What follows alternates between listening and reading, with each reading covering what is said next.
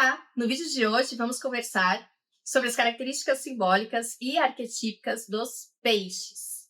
Vamos falar como que nós humanos interpretamos o comportamento desses animais na natureza e traduzimos esse comportamento em lendas, como que isso acontece no nosso inconsciente coletivo. Para quem não me conhece, eu sou Cássia Bar, sou doutora em arqueologia, especialista em comportamento animal e em representações simbólicas, e você está no canal Natureza Simbólica e Aroma Espiritual. Bem, quando eu falo peixe, eu estou usando o termo popular, não vou usar aqui as classificações da biologia, porque elas são bem diferentes. Mas, de qualquer forma, vamos dizer assim que existem três grandes grupos de peixes. Existem os peixes ósseos, que é a galerinha que a gente vai falar aqui, que são garoupas, bacalhau, atum, tá? Salmão, aquela ideia clássica de peixe que a gente tem. Essa carinha aqui. Mas também existem os peixes cartilaginosos, que são os tubarões e as arraias. A arraia já tem um vídeo só dela aqui no canal, tá? Então, para quem quer saber mais sobre ela, vai dar uma olhadinha lá, a arraia como animal de poder. O tubarão terá futuramente um vídeo só dele, certo? E ainda existe uma terceira classe de peixes, que são peixes sem maxila. Eles são muito esquisitos, eles parecem um verme gigante. São as lampreias, por exemplo, elas são esse tipo de peixe, e a gente também não vai falar deles aqui. Bem, é claro e mais do que óbvio, né, que estes animais estão totalmente adaptados para os ambientes aquáticos. Nós vamos encontrar peixes em todos os ambientes aquáticos possíveis, né? Então, a gente vai encontrar eles no mar, em lagos, em rios, em mangues. A gente só não vai encontrá-los em lagos muito salinos. Por exemplo, em algumas regiões dos Estados Unidos, tem esses lagos que são salinos demais, então não existe vida nesses lagos. Mas, de maneira geral, eles estão em tudo quanto é aguinha que a gente vê por aí no planeta. E aí eu vou, de uma maneira bem óbvia também, dizer que, claro, que o elemento simbólico que esse animal está mais associado seria a água, né? Isso é importante aqui nesse canal. A gente sempre fala dos 4 elementos de uma forma simbólica e como nós humanos também interpretamos isso, tanto na nossa vida, como observando os animais, como isso nos afeta. E o que isso significa para nós? O que significa o elemento água para nós? O elemento água, como eu sempre digo, no nosso inconsciente coletivo, de modo geral, está associado às nossas emoções.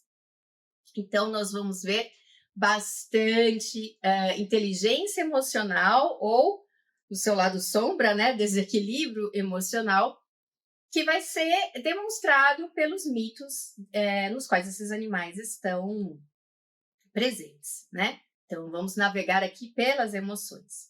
E, claro, eu não vou aqui falar, por exemplo, só da garoupa, só do salmão, vou falar dos peixes de modo bem geral.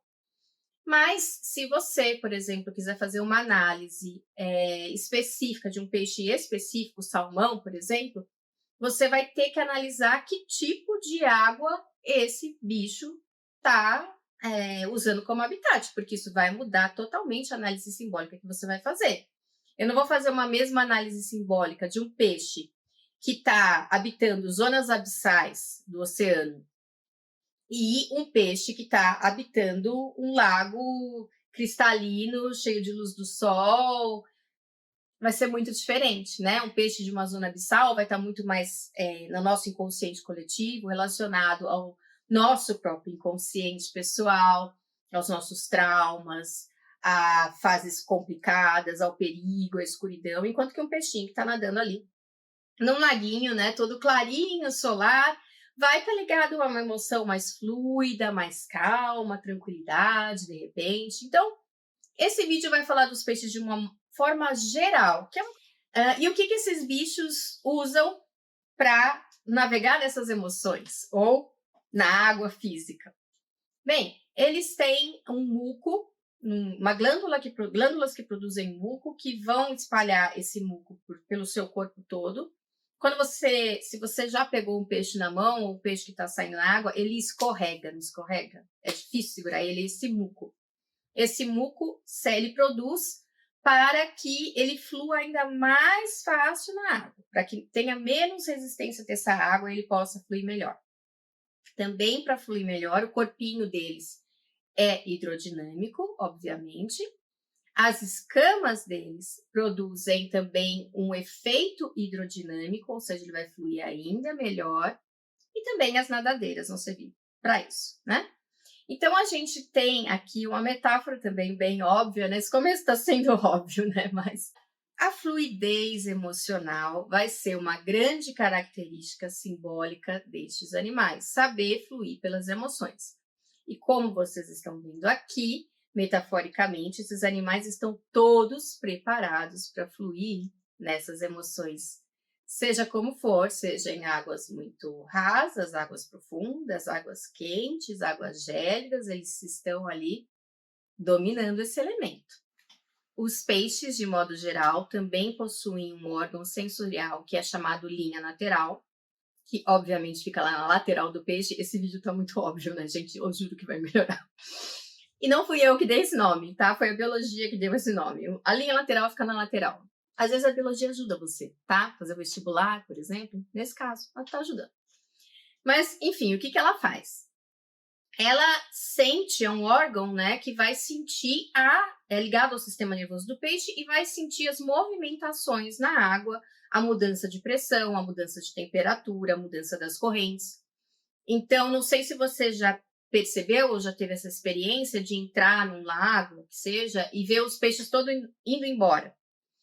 Isso não quer dizer que eles te viram, eles podem ter te visto, mas eles imediatamente sentiram que você entrou na água. Sentiu que um bicho grande entrou na água e saíram correndo.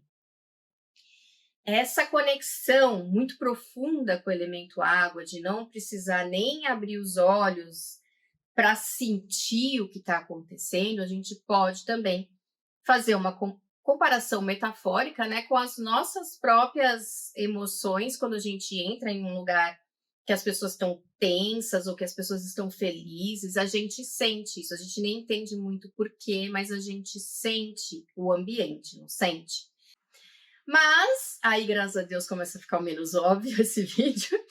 O peixe também tem ligação com o elemento ar, não só porque ele é um bicho que respira pelas brânquias, né? Então ele vai tirar o oxigênio da água. Ele é tão ligado ao elemento água que é do próprio elemento água que ele tira o elemento ar, mas dentro dele ele tem uma bexiga natatória, que é uma vesícula que ele incha e desincha para sua flutuação. Então, por exemplo, se ele quiser ir lá para cima, ele vai inchar essa bexiga, retirando os gases ali, como ele retira normalmente pelas brânquias, né? Aquilo cai na corrente sanguínea dele e ele enche essa bexiga com os gases e sobe.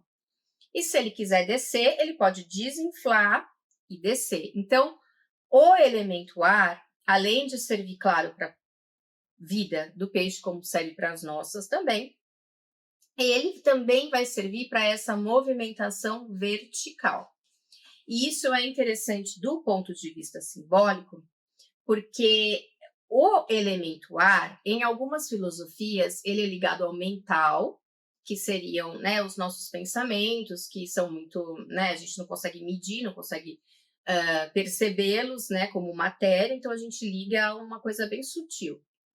Em outras filosofias, o elemento ar é percebido como o nosso espiritual, o nosso corpo espiritual.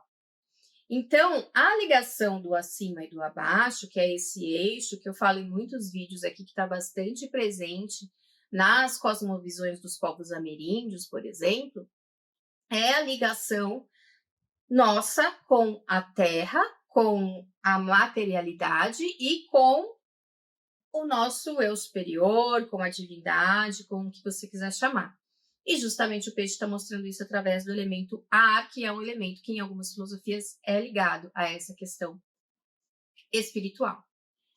E só para exaltar ainda essa questão de outros elementos nessa imagem do peixe, vamos fazer uma diferenciação um pouquinho maior aqui, falar de grupos de peixes ósseos, que a gente pode ligar mais a um elemento ou outro. Por exemplo, existem os peixes pelágicos. O que é isso? São peixes que vivem, por exemplo, soltos nas correntes, soltos nos mares, né? E vão se alimentar, por exemplo, de plâncton, né? Vão estar ao sabor das correntes. Esses são bem ligados ao elemento água, vão aí fluindo mesmo. Outro grupo seria o grupo dos peixes demersais. Esses peixes, eles vivem no solo, por exemplo, do mar, ou de rios, ou de lagos, né? É um exemplo o linguado, as moreias. Então, são peixes que vão utilizar o próprio solo para se esconder, são peixes que vão defender o território, porque é bem terra, né? Então, a gente vai ver aí peixes que são mais ligados ao elemento terra. A gente vai ter também os peixes bate-pelágicos, que são os peixes que habitam as áreas abissais, os abismos dos nossos oceanos, onde quase não há luz, ou onde não há luz mesmo. E aí a gente vai ver uns bichos que eu particularmente sou encantada, que são aqueles peixes que têm bioluminescência.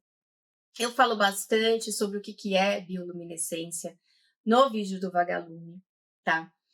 Também falo um pouquinho no vídeo da tartaruga sobre o que é fluorescência, mas o importante aqui, e no da água viva também, o importante aqui é entender que peixes que estão nessas zonas abissais vão estar, logicamente, ligados simbolicamente ao nosso inconsciente mais profundo, às nossas questões mais escondidas, aquilo com o qual a gente não quer lidar, ao nigredo da alquimia, as sombras de Jung, né, as sombras da psicologia analítica.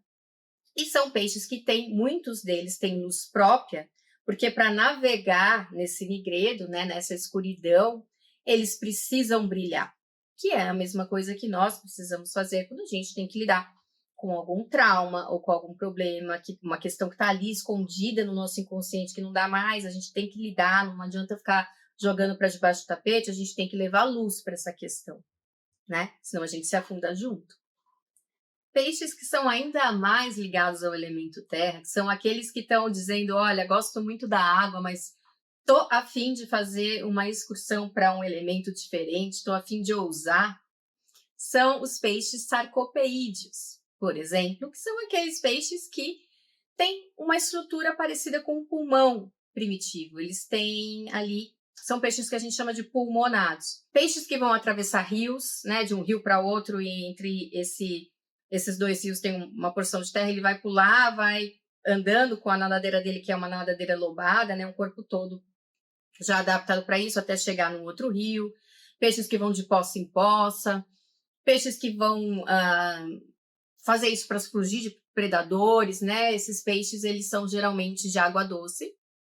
E eles vão mostrar para a gente como, né, que foi essa questão da evolução de animais que saíram da água, peixes, para se tornarem anfíbios, né? A gente não sabe onde está esse ancestral, mas esses peixes, eles estão indo nessa direção. E são peixes muito interessantes porque a gente tem a expressão peixe fora d'água justamente para dizer que a gente está totalmente fora do nosso elemento, do nosso ambiente, né?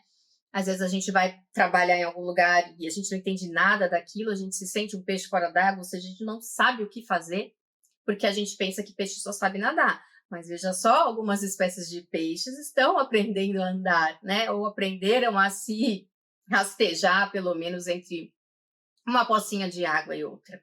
E isso também é uma metáfora interessante, né? Metáforas que falam do impossível, de atingir coisas difíceis, de ter coragem, porque imagina a coragem, né? Ou às vezes nem foi tanta coragem, às vezes foi desespero mesmo de fugir de um predador, né? Para poder fazer isso, mas enfim. Esses animais, eles observaram essa oportunidade e, de alguma forma, por mudanças genéticas ali, eles foram conseguindo desenvolver essa habilidade ainda mais e tornar-se seres que ultrapassaram limites. Então, e o elemento fogo, né, que é considerado o elemento mais antagônico da água aí, pares de opostos, né, água e fogo, também estão no nosso inconsciente coletivo. Sim, alguns peixes também brincam com esse elemento fogo, porque alguns peixes são peixes elétricos. Como, por exemplo, o poraquê, aqui no Brasil, que é capaz de dar uma descarga elétrica num animal humano de 600 a 800 volts, é um peixinho poderoso, né? Então, ele possui órgãos que fazem essa descarga elétrica de uma vez e conseguem, então, dar um choque ali na sua presa e atordoa essa presa, ou até mesmo pode matar, dependendo do tamanho dessa presa, né? Poraquê, na língua tupi, significa aquele que põe para dormir ou aquele que entorpece. Então, através do fogo interno que ele tem, que é essa eletricidade, ele consegue, dentro do elemento água, que seria um elemento oposto, né? Metaforicamente falando, não só, né? Mas, enfim, ele tem essa habilidade de, mais uma vez, surpreender, e dentro de um elemento que apagaria o fogo, ele tem um fogo interno. Outro modo de demonstrar fogo interno é, geralmente, metaforicamente, né, pela presença do veneno. E sim, nós temos diversos peixes que são venenosos, que têm esse fogo interno, porque o veneno arde, né, o veneno queima. A gente tem essa imagem simbólica do veneno como algo que arde por dentro, né? Então, o elemento veneno também é geralmente visto como algo que vem do elemento fogo. Diferente da gente, os peixes são ectotérmicos, ou seja, eles têm sangue frio. Isso significa que eles não regulam sozinhos a sua temperatura corporal. A gente, se tiver num lugar frio, se tiver num lugar quente, nossa temperatura corporal vai estar mais ou menos ali sempre igual, né? A gente procura só não congelar ou fritar, dependendo de coisas muito extremas, áreas muito extremas que a gente encontra por aí, mas geralmente a gente mantém. Já o peixe não mantém nem geralmente. Então, né, ele precisa se movimentar, que a palavra movimento já está ligada total a essa representação arquetípica, né? A palavra fluidez, a palavra movimento, são palavras que certamente vão estar ligadas ao peixe. Mas ele mais ainda precisa mostrar esse movimento, e como isso é importante, porque se ele ficar parado num lugar muito frio, o sangue dele vai congelar. Se ele ficar parado num lugar muito quente, o contrário. Enfim, ele precisa buscar o conforto dele, ele buscar o que é melhor para ele. E claro, né, isso é metáfora pronta já, né? Se a gente está num lugar que a gente não está gostando, numa relação que a gente não está gostando, num trabalho que a gente não está gostando, e a gente fica ali simplesmente sem nenhuma perspectiva de sair, às vezes é difícil sair, né, gente? A gente não está falando que você pode sair de um trabalho assim, ou de um relacionamento assim, às vezes é bem complicado. Mas uma coisa é você saber que isso é complicado e entender que você precisa em algum momento dar um passo, e outra coisa é você sentar e ficar ali, né? Na inércia total. Inércia é um negócio que não combina com o peixe. A gente está falando aqui de uma representação simbólica de movimento, de fluidez, de adaptabilidade, de moldar realidades, né? A água é tudo isso. A água, ela vai... Imagina uma água descendo um rio, ela vai fluindo, vai se moldando, ela vai se tornando correnteza, se o terreno é correnteza, ela vai se tornando calma, se o terreno é calmo e a abriga, ela se molda a cálices, ela se molda ao que você quiser que ela colocar ela vai tomar aquela forma. Isso é de uma adaptabilidade enorme, né? E vai estar, então, nessa figura do peixe. O peixe vai estar trabalhando com essa questão, seja simbólica, seja emocional, seja energética, conforme for o trabalho que você queira fazer com os animais de poder. Os peixes são tão do movimento que eles nunca param. Eles não dormem. Então, esse negócio de parar e ficar deitadinho ali por horas, igual a gente faz, ter aquele momento de não movimento, para eles não tem isso aí. É movimento o tempo todo. Então, eles têm estados que eles alternam de vigília e de descanso, né? Mas nesses estágios de descanso, eles ficam meio que batendo as nadadeirinhas bem devagarinho. Tem alguns que até deitam no leito ali do mar ou do rio, né? Mas é pouco tempo. E ainda a aguinha fica batendo ali, né? Então, são animais que são peixes. São animais que estão no movimento o tempo inteiro. E, além de tudo, eles dormem de olho aberto. É meio bizarro pra gente, né? Quem tem aquário talvez já tenha percebido isso. Eles estão sempre com aquele olhão ali. Porque o negócio deles não é parar, não é fechar o olho, não. Na questão da reprodução, esses animais também vão mostrar pra gente que eles são total do movimento e não querem parar nem para cuidar dos filhotes, os filhotes que já nascem, que já se movimentem por aí, porque, ó, é movimento. Tem esse negócio de parar para cuidar de bebê, não, na grande maioria das vezes. A reprodução dos peixes ossos, ela vai ser feita com a fêmea e o macho liberando seus gametas na água. Então, essa fecundação vai acontecer na água, já no movimento.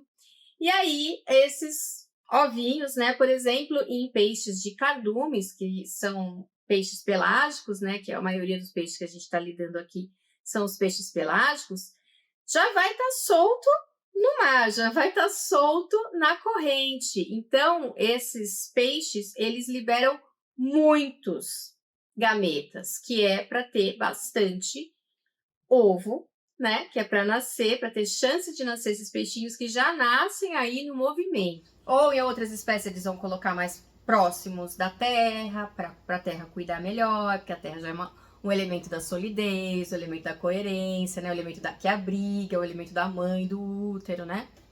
Algumas vão fazer isso, aí elas põem menos ovinhos. Outras vão, dependendo da espécie, vão colocar os ovinhos numa água doce para eles se reproduzirem ali no ambiente pantanoso e depois irem para a água salgada. Enfim, depende, mas é muito raro que exista cuidado parental.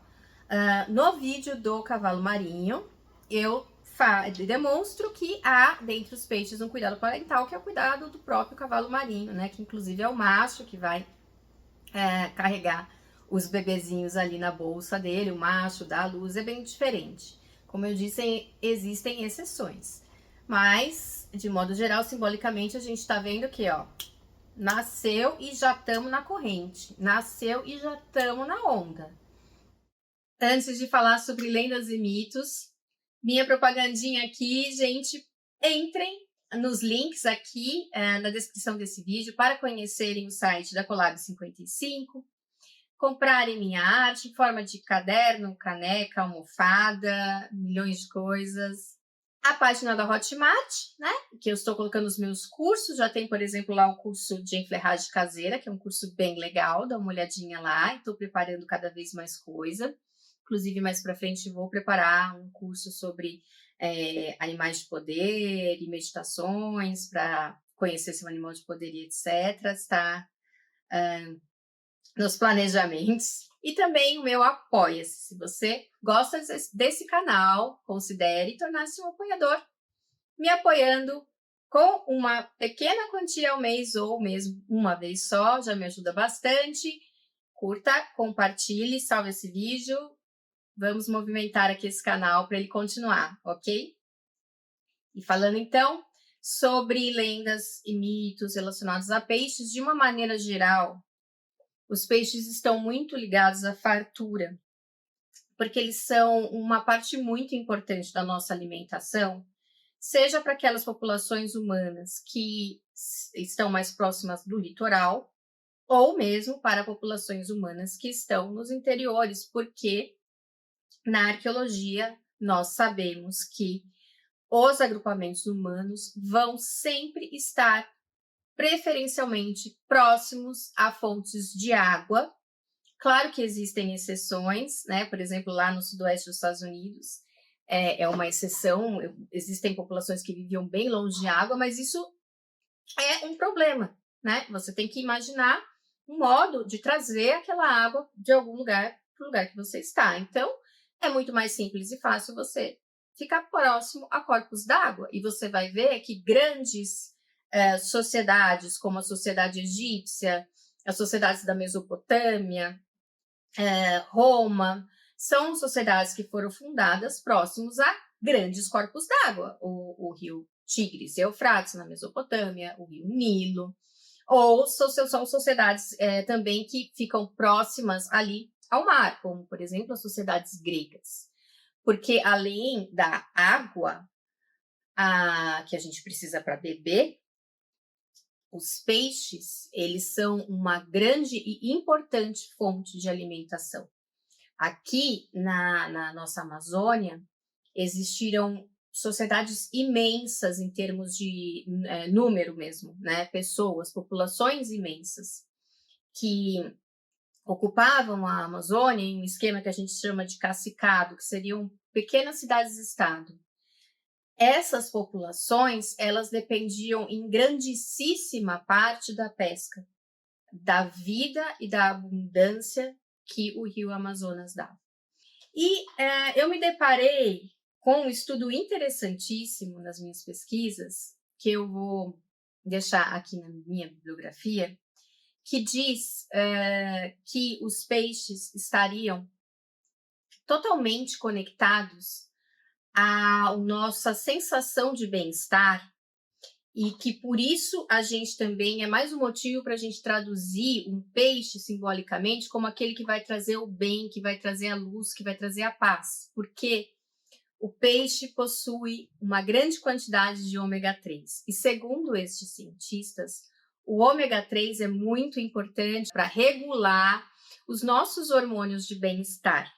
Os autores dizem, eu vou ler para vocês. Nós temos a hipótese que o simbolismo do peixe na medicina tradicional e nas religiões tenha surgido devido às propriedades psicotrópicas da cadeia longa dos ácidos graxos de ômega 3 e em sua capacidade de moderar agressividade, impulsividade e comportamento violento.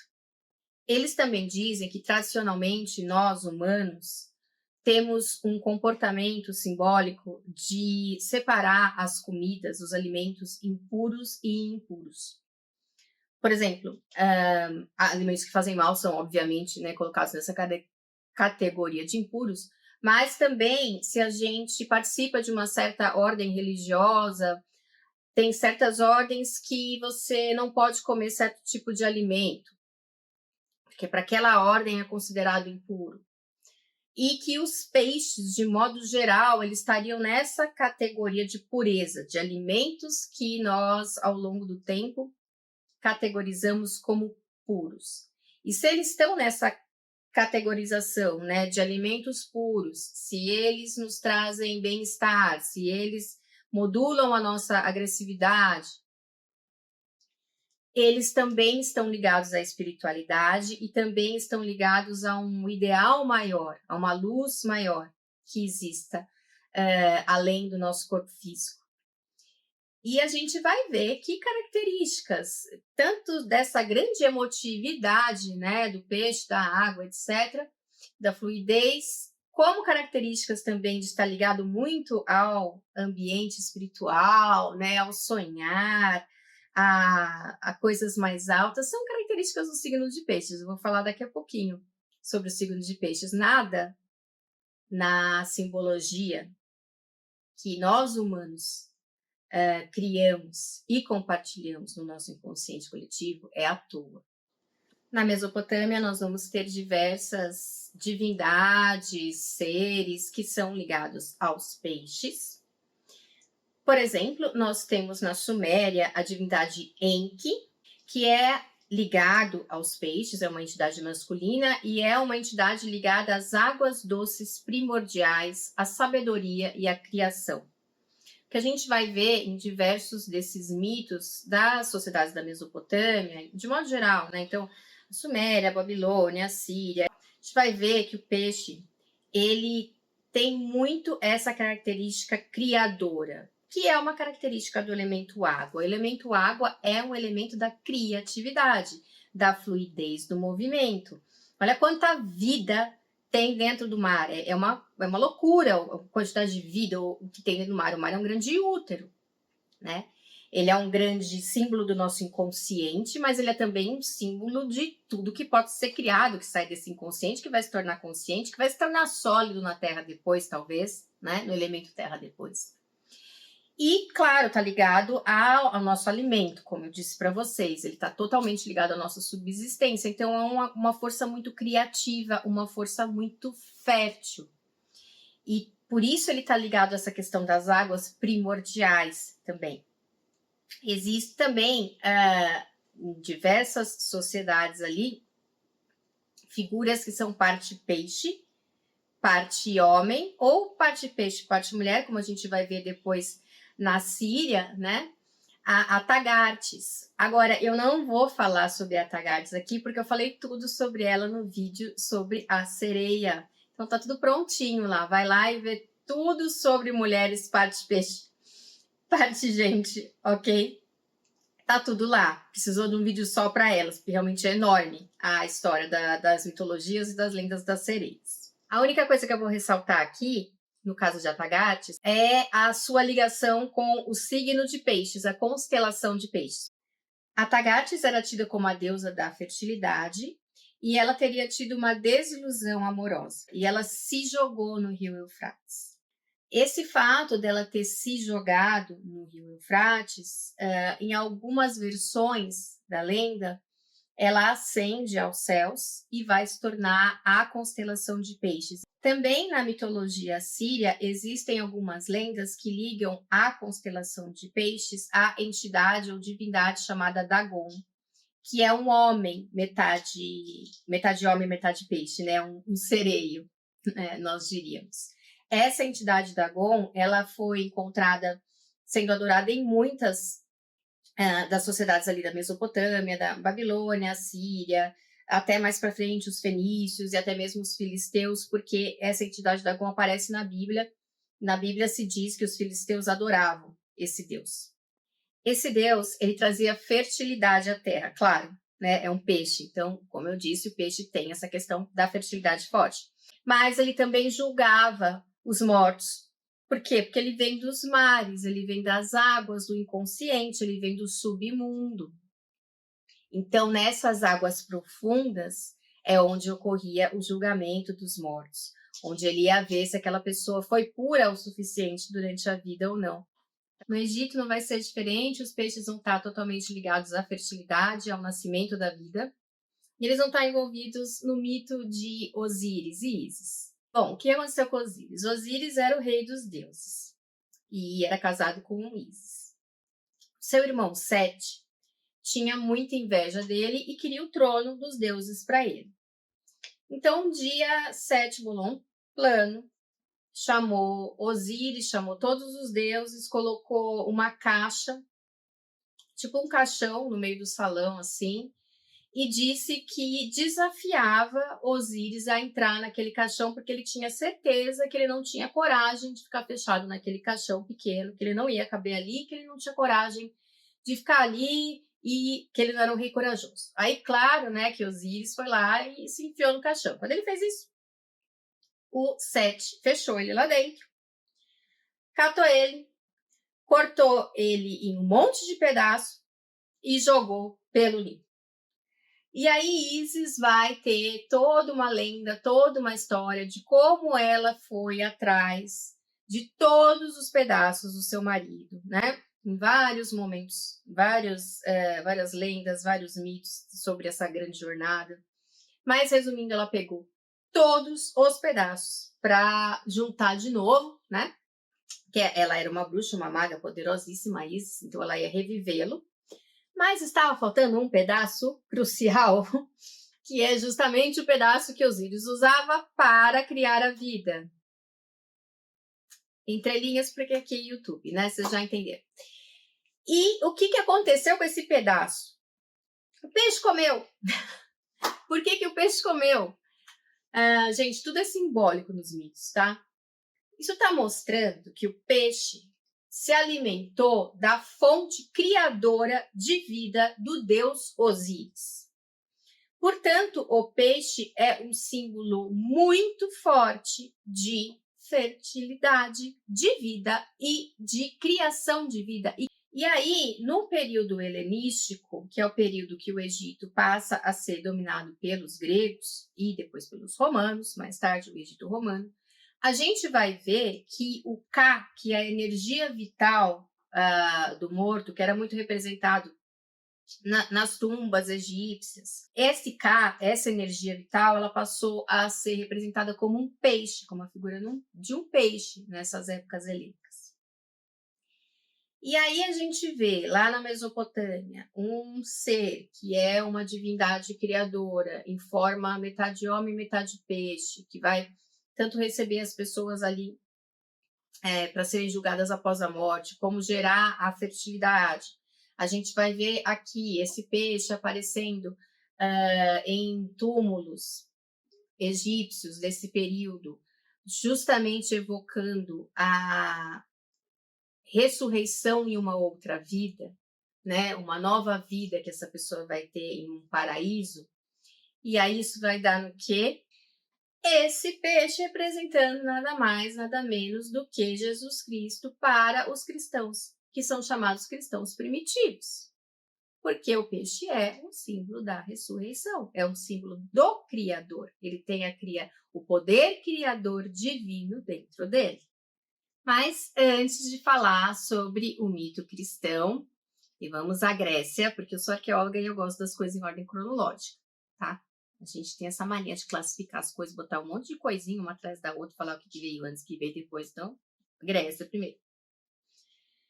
E é interessante porque o mito que a gente tem da formação da constelação de peixes, que é mais comentado, é justamente o mito grego, que envolve Afrodite e Eros. Então, Afrodite, a deusa da beleza, a deusa do amor, aquela que nasceu da espuma do mar, ou seja, ela já está vindo aí das emoções todas, né?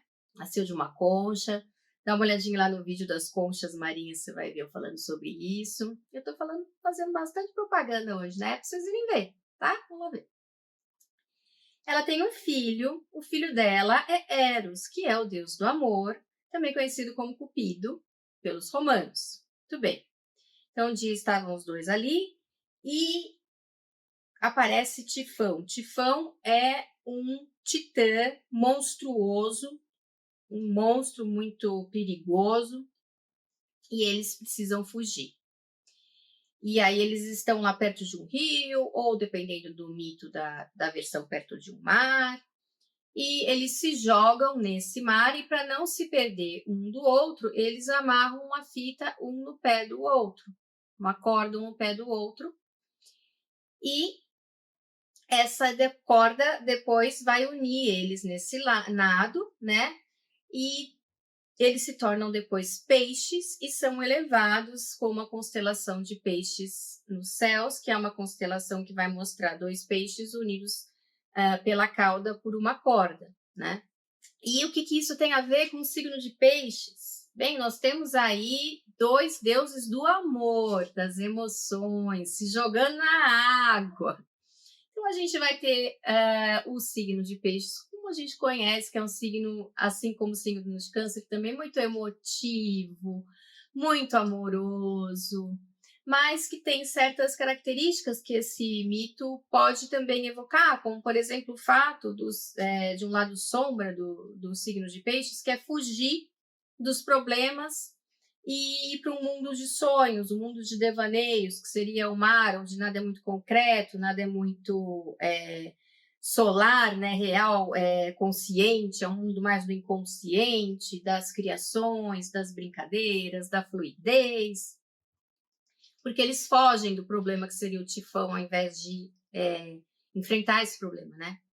Outra interpretação é que o mar, justamente, e os peixes, é o âmbito do inconsciente, é o âmbito de lidar com as profundezas da alma e de sair dessas profundezas e se elevar aos céus, como eles fizeram como constelação, tem muito a ver com a característica do signo de peixes também, de ser um signo bastante espiritual, muito ligado à espiritualidade, aos trabalhos energéticos, à magia. Então, tudo tem dois lados, né? Bem, o peixe como símbolo de Cristo, ele vai aparecer mais ou menos na segunda parte do segundo século. Ele vai estar muito ligado a essa questão dos cristãos primitivos, vai ser um símbolo de resistência desses cristãos primitivos, um símbolo pelos quais eles se reconhecem, um símbolo que eles colocavam em suas tumbas. Por tudo que eu disse do que significa, né, o peixe, então a transformação, a ressurreição, a pureza. Outra questão interessante que também é associada aos símbolos de peixe representando Jesus Cristo é que a palavra peixe em grego é ictis, e essa palavra, ela era similar a um próprio nome de Jesus Cristo, que seria algo como Jesus Cristo, Filho do Deus Salvador, em grego. Então, veja, quando a gente está analisando um símbolo, ele tem muitas camadas. Ele nunca é uma coisa ou é outra. Ele sempre tem muitas camadas de interpretação. E essas camadas geralmente vão conversando uma com a outra para formar aquela ideia total daquele símbolo. Então, o peixe, ele representa a pureza, ele representa a criação, ele representa tudo isso, e ele também representava essas iniciais do nome de Jesus Cristo em grego. Então, tudo ali é uma gama de significados envolvido nesse símbolo.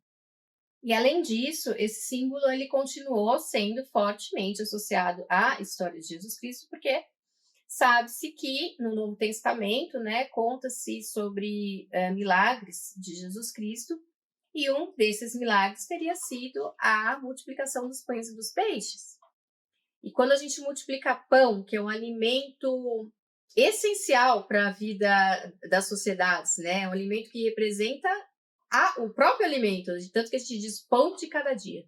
E o peixe, que como eu disse para vocês, representa a fertilidade, a fartura, também representa o alimento em si para nós.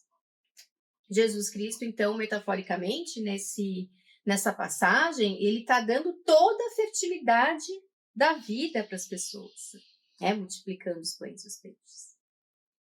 E mais para frente, com a criação da própria Igreja Católica, a gente vai ver que o peixe vai continuar com essa questão de ser um alimento puro, um alimento ligado à luz, porque, por exemplo, na Páscoa, né, nós temos na Sexta-feira Santa o dia que, em homenagem ao que ocorreu com Jesus, né, nós não comemos carne, mas pessoas que são católicas, que seguem essa religião, podem comer peixe, que é um alimento que representa a pureza. No hinduísmo, existem também divindades ligadas aos peixes e que vão ter também essa característica de pureza espiritual, de fertilidade. Por exemplo, uma dessas entidades é Matsya, que é uma das 10 reencarnações do deus Vishnu. E essa entidade, ela simplesmente salvou o primeiro humano da grande enchente, né, que teria acontecido ali, em um momento ali da sua criação. E era uma divindade em forma de peixe, ou seja, uma divindade salvadora da vida, né, mas aí uma grande coincidência simbólica, né? E temos também a divindade Ganga, que representa simplesmente o rio Ganges, né? É uma divindade, é o rio, é uma divindade feminina, que ela tem um veículo, né? Como eu expliquei em alguns vídeos aqui para vocês, as divindades hindus, elas costumam ter veículos em formas de animais, que tem tudo a ver com as características simbólicas que elas têm. E esse veículo ele pode ser representado por um ser que é parte crocodilo, parte peixe. Então, o rio Ganges ali, né, com uma sua importância imensa para a cultura hindu, para a sociedade hindu, para a subsistência da sociedade hindu. Então, aquela divindade que dá toda ali a fertilidade, né, também vai estar aí junto com símbolos ligados aos peixes. No budismo, nós temos também os 8 símbolos auspiciosos que são ligados ao próprio Buda, né, aos ensinamentos de Buda, e o peixe é um desses símbolos. E o peixe significa harmonia e paz. Bem, espero que vocês tenham gostado dessa representação arquetípica dos peixes. Espero que as pessoas de peixes tenham gostado, né? Tenham entendido um pouquinho mais sobre suas características, sobre de onde veio esse mito. E estaremos aqui semana que vem com um novo animal. Até mais.